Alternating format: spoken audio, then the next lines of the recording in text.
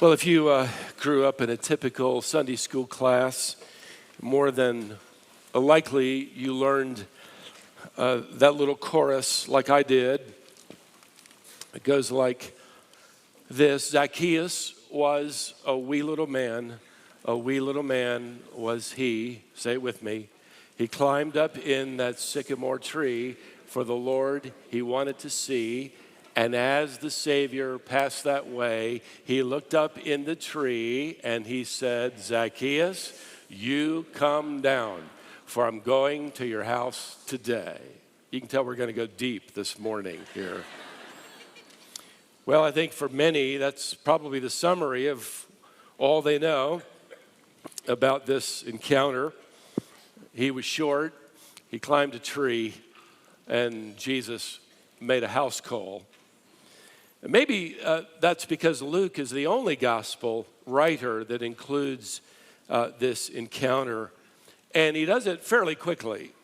What will take a long time, in fact, a good portion of the day, he will compress as if it occurs in just a few minutes.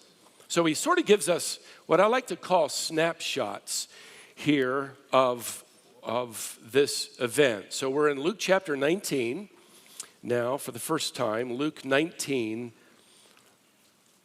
And I'd like to call this first snapshot a picture of luxury. A picture of luxury. Just the opening verse. He, Jesus, entered Jericho and was passing through. Now, if you were with us in our last study, Jesus is heading toward Jerusalem. In a matter of days, he will hang upon a cross. He's passing through Jericho, but it isn't a detour, it's deliberate. As one author put it, God never does anything in passing, he does everything on purpose. Well, Jesus arrives in what we've learned to be New Jericho, just a mile south of Old Jericho. This city, the New Jericho, was expanded and refurbished by King Herod. It was the perfect spot for his vacation palace. He wasn't the only one. Wealthy people built their vacation homes in Jericho. It was the perfect place, as it was an oasis in the land. The politically well-connected would come for retreats and vacations, conferences to Jericho. They would enjoy the marbled bathhouses and palace receptions with members of the royal family. The city had an elite, opulent population of entrepreneurs and tradesmen. It was nicknamed the Little Paradise in the first century. It became famous for its manicured landscapes, its rose gardens, which historians said would scent the air for miles around. It was also famous for growing and tending balsam trees. Balsam was a main export from Jericho. It was turned into lotions and cleansing agents. Even today, it's called an essential oil for stress relief. Well, back in Jesus' day, it was considered to have healing properties. History records for us that the streets of Jericho were lined with palm trees. In fact, another nickname for this city was the City of Palms. It was a city of millionaires, frankly. History also records for us that some of the streets in Jericho were lined with sycamore trees, a type of tree in this region that looked more like an oak tree with large leaves and thick, low limbs, perfect for climbing. Luke gives us another snapshot. We'll caption this one, a picture of misery. Now, it might not seem like it at first. We're going to take a closer look. Verse 2. And behold, there was a man named Zacchaeus. He was a chief tax collector, and he was rich. Now, the word for rich was used just a few paragraphs earlier for the nobleman It was translated in chapter 18, extremely rich. This is an expression for someone who is incredibly rich. We might say today he was filthy rich, although there's nothing inherently filthy about being rich unless it's somebody else. But in Zacchaeus' case, it was dirty money. Now, let me give you a little more backstory to this snapshot. Jericho happened to be a major intersection for trade routes leading to other cities, even other countries, south to Egypt. Tariffs, tolls, customs on exports and imports literally brought cash flowing into Jericho and then into the coffers of the Roman Empire. Jericho was one of the three largest taxation centers in this part of the world. The Roman government, as you may know, sold the right of taxation in these Jewish territories to Jewish men who did the unthinkable. They collected taxes from Jewish people, which then in turn financed the Roman Empire, their oppressors. And because of that, Jewish people viewed tax collectors then as traitors and turncoats. In fact, during the days of Jesus, there were two categories of people most despised: lepers and tax collectors. They were barred from the synagogue. They were barred then from the center of social life. The synagogue represented the family, the extended family, marriages, festivals. So these people effectively said goodbye to extended family and friends and their own people and, frankly, to God. And they didn't care. They were considered perpetually unclean. They would have been avoided like the plague. They had everything, but they knew they really had nothing. This is a snapshot of misery. But it gets worse. Luke tells us here that Zacchaeus was a chief tax collector. Now, that term is used only by Luke. For those of you who are new to our study, you might not know that the Roman government gave tax collectors free rein. They could assess the value of goods moving through the region and then determine the tax. And an honest tax collector didn't automatically get rich. This was an honest job. In fact, over in Luke chapter 2, tax collectors came to John the Baptist to repent, and they said to John, now what do we do? And John didn't say quit your jobs. He said stop overcharging. So you didn't automatically get rich, but a dishonest tax collector did. They inflated the value of the goods. They charged more than was due. They paid the government, the Roman government, their due, and then they lined their pockets with the rest. So Luke is not just tossing stray words around when he writes here that Zacchaeus was a chief tax collector and he was rich. That's another way of saying, and he was a criminal. He was crooked. We would view it as the godfather of a corrupt enterprise. He's sort of the CEO of Extortion Incorporated. He was calloused, shrewd, cold. He could look you in the eye and tell you how what the tax was, and he knew he was lying, and he knew you knew he was lying, but he didn't blink. We also know by this phrase that Zacchaeus would have been one of the three most hated Jewish men in Israel. There were only three chief tax collectors in the land. The other two lived in Capernaum and Caesarea. Tuck that away in your mind. All three men would have had dozens of busy subordinate tax collectors working for them, carrying out their unethical commands. Now, Zacchaeus was old enough at this point to have risen through the ranks. He has become one of only 3 men in the nation with this kind of power, which means for decades he had lived his life cheating one person after another, one business after another, one tradesman after another. And outside of royalty, he's one of the richest men in Jericho.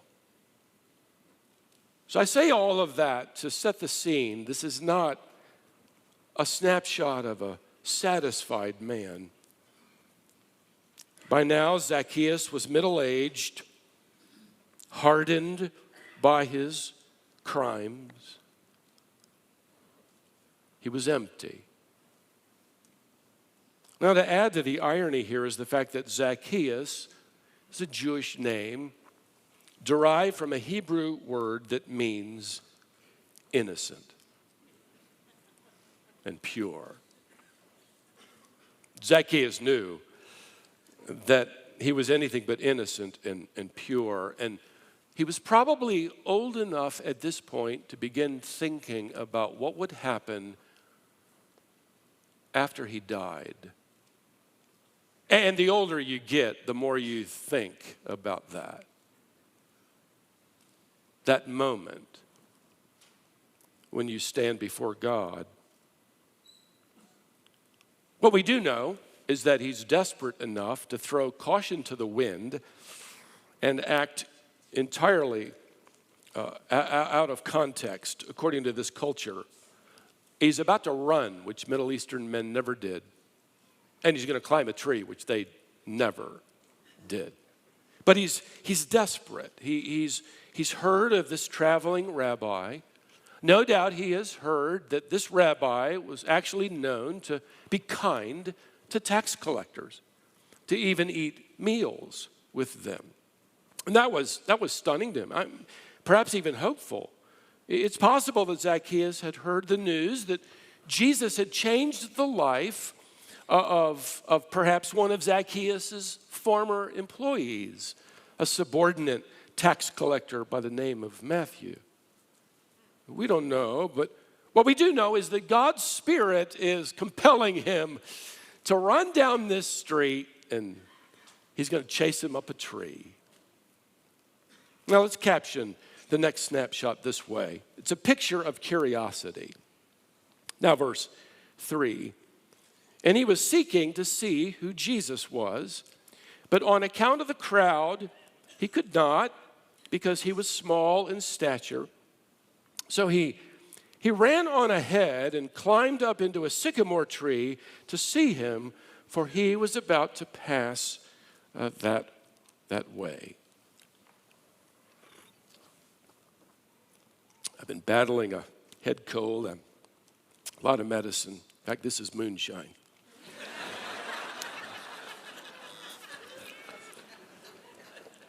I love the implication of all of the divine activity going on behind the scenes here. Think about it. Jesus has timed this perfectly.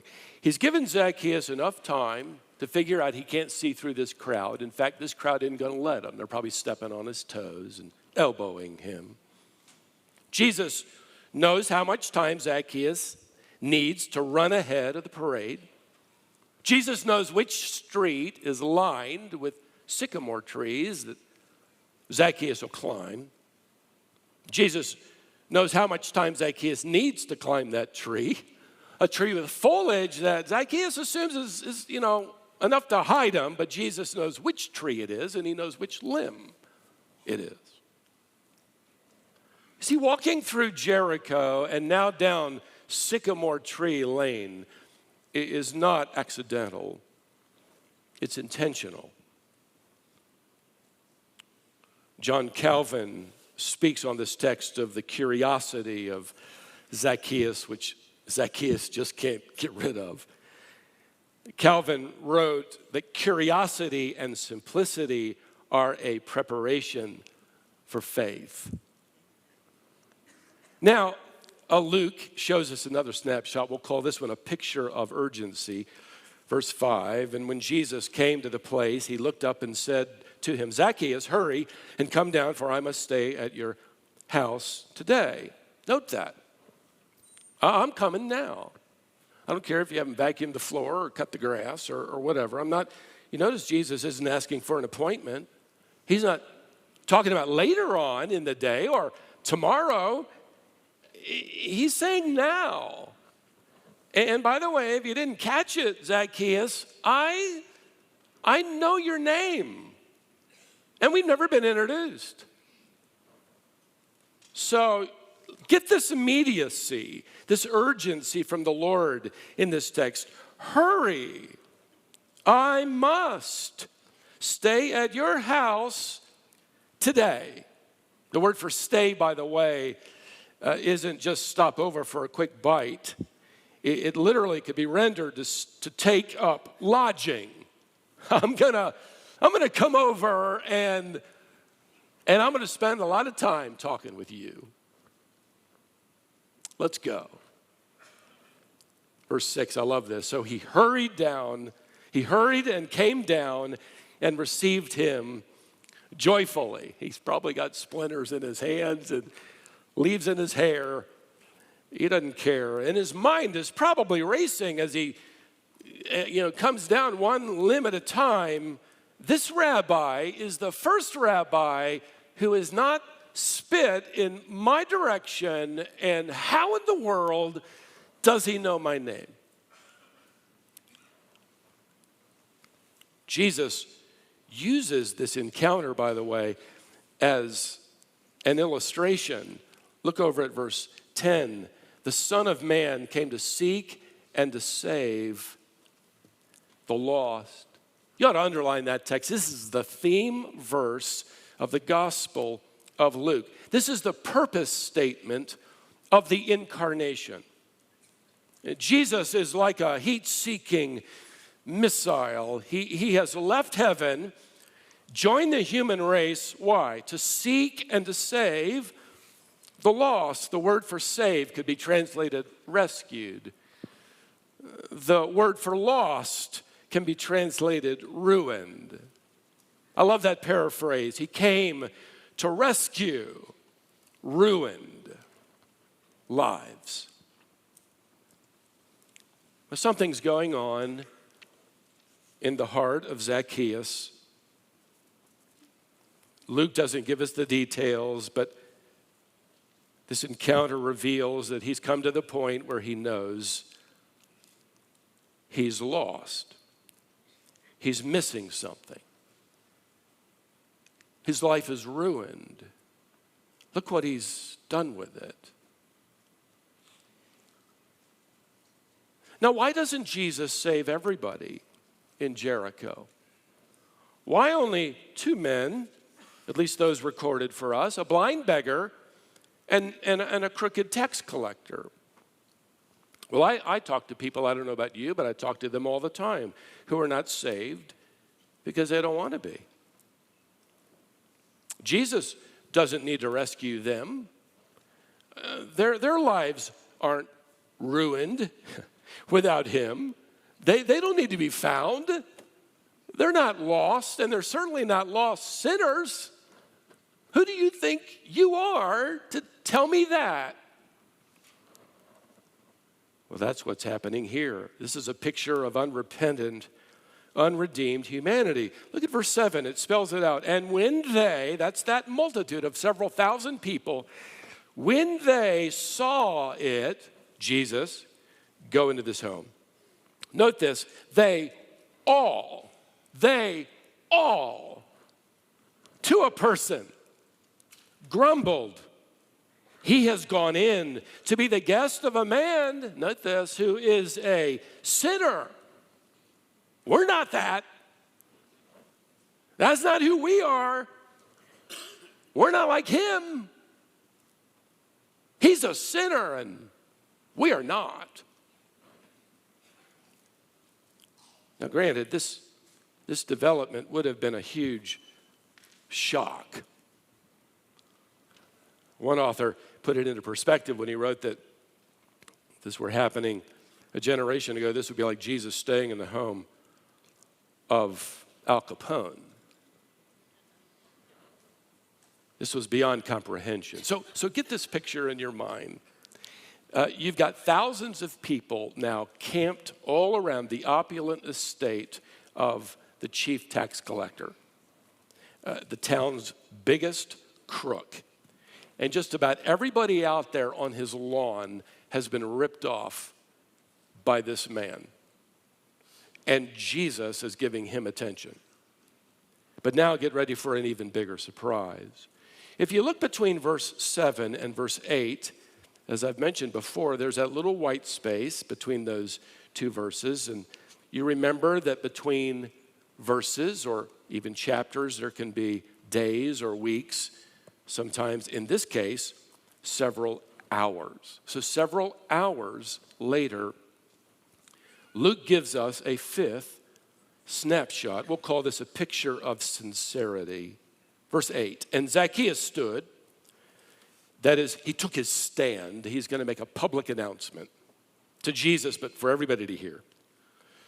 Behold, Lord, the half of my goods I give to the poor, and if I have defrauded anyone of anything, I restore it fourfold. Now, at first glance, it doesn't sound like Zacchaeus is going to give any money back. If I have defrauded anybody, well, maybe he's just going to stay crooked. But the Greek language has a first-class condition used here, which gives us clarity. He isn't saying, if I've defrauded anybody, I'm going to go back and I'm going to check it out, and if I have, I'll make restitution. No, this could be rendered, and if I have defrauded anyone of anything, and I certainly have, I did, I restore it fourfold. I see people fainting out on his lawn, just falling over, mouths dropping to the ground. They can't believe what they've just heard. Now, according to the law of Moses, it was only outright premeditated theft that required a fourfold restitution. By the time of Jesus, the mission of the codifying of the law, it had softened it all so that you only had to pay back what you stole. But Zacchaeus is holding himself to the highest standard. He's going all the way back to the original law, and he says, that's what I'm going to do. But he's also in this admitting that he is a premeditating thief. He's telling thousands of people, I'm a crook. I've stolen from you, and I'm not just going to give you back what I stole. I'm going to multiply it by 4.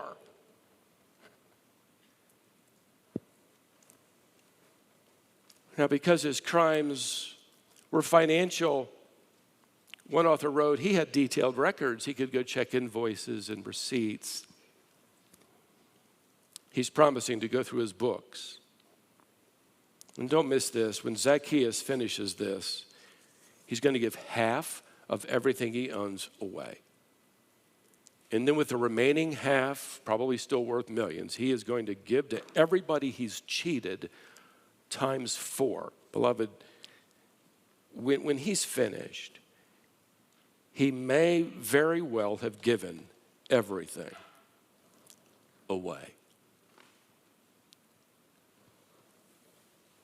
Now, he's not doing this so he can be saved. He's doing this to demonstrate that he was. In fact, Jesus makes that clear. Look at verse 9. And Jesus said to him, again, the entire crowd is used as a witness, today, salvation, this is a declaration, has come to this house because he gave his money away. No, that's not what it says. Since he also is a son of Abraham, that is a true son of faith. Abraham was known for faith in God. Romans chapter 4, verse 3 says that Abraham by faith believed God apart from works, and God counted his faith to him as righteousness. This is how you get right with God.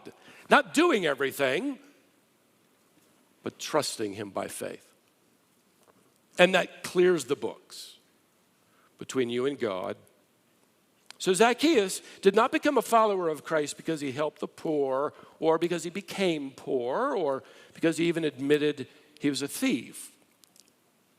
He did all of that because he wanted to demonstrate that he was in fact now, as the town's leading crook, no longer, instead, a follower of Christ. If you're a follower of Christ, you don't try to be an honest employee or an honest student or a faithful spouse so that you can go to heaven. You want to live that way because you're going to heaven. And you want to live up to your name and show the world how Jesus has made a difference in your life. I was at Home Depot some time ago, and I went in and asked for some help to load 10 bags of fertilizer onto my truck. A young man in his mid-20s came out to do the heavy lifting, and when he finished, he asked me, "Have you rung all this stuff up yet?" And I said, "No, not yet." He said, "Well, look, I'll go in and tell them you only got 5 bags of fertilizer, and that'll save you $20. If you'll give me $10, you can keep the other 10, and we'll have a sweet deal." I looked around for cameras. This had to be a setup. No, I had already noticed that he was wearing a golf shirt with the name of his church written on the front. So instead of saying no thank you and driving away, I decided to hang around a little bit and talk. I said, "Well, let me get this straight now. You're going to lie and you want me to steal." He paused and looked at me, laughed nervously, wasn't expecting this response, which implied that others had gone along with it before me. And then he kind of said, he laughed and said, "Well, this stuff's overpriced anyway, and what's the harm?" And I pointed and I said, Did you forget what shirt you put on this morning? I'm a pastor. And I know your pastor. You want me to call him? And he hung his head and he said, "God's after me." I said, "I think he is. I represent him." He opened up, admitted that he had strayed from the Lord and had that guilty conscience, been troubled, and he knew it. And we just had a little revival service out there in the parking lot of Home Depot. And I thought about him when I read this text, that God actually chased him up a tree and confronted him. And he responded sincerely. It strikes me that for Zacchaeus, he will begin on this day living up to his name for the first time. Innocent, pure, cleansed by the forgiveness of Christ. So as Jesus walks through this town for the last time, he saves 2 people, a blind man named Bartimaeus, that we learned will go on and become a faithful member of the church in Jerusalem. And he saves a chief tax collector. According to one church A leader writing a little over 100 years after this event, Clement of Alexandria, informs us that Zacchaeus left Jericho and went on to become the pastor of a church in Caesarea. Note that. Another major trade center. I imagine Zacchaeus fairly quickly made his way over to the home of someone he knew, another tax collector who was chief there in Caesarea. I imagine that Zacchaeus had in his congregation tax collectors. They had heard his testimony of the gospel about that day when he ran down the street and climbed up into a sycamore tree, and Jesus came along and rescued his ruined life.